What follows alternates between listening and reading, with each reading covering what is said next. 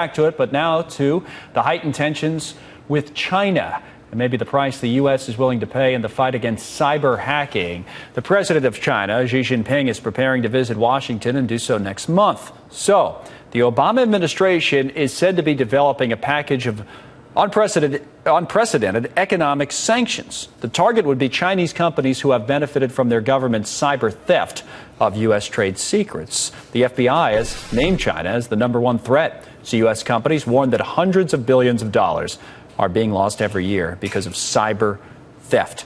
Admiral James Stavridis is here with us. In fact, it's a Fox Business exclusive. He's the former NATO commander. Currently, the Admiral is Dean of the Fletcher School of Law and Diplomacy at Tufts University. Admiral, what do you think, #1, of the idea of these sanctions? I think it's about time.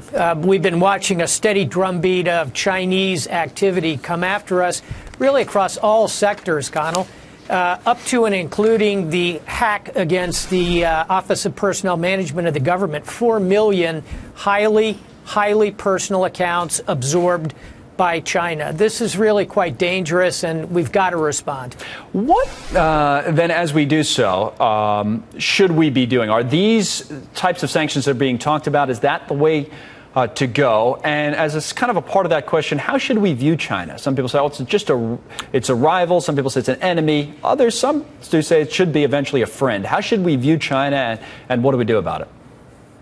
Well, sometimes you hear that 20-something expression, a frenemy, right. A friend who kind of has some enemy tendencies. I think we see a little of that with China, frankly. Frenemy, we'll go there. At the end of the day, we sort of, as Jerry Maguire said, we complete each other in a business sense. There are a lot of very positive things to think about, but China is edging toward very dangerous territory in terms of geopolitics, and it's not just cyber. It's also pushing around our allies in East Asia and the South China Sea. It's continuing to push on the edge of human rights in their own country. So we've got a basket of disagreements with some of these things have been going on, as you know. What we should be doing. Yeah, some of these things have been going on forever, but what should we do now? Right. Yeah, I think these are the right first steps in the economic zone.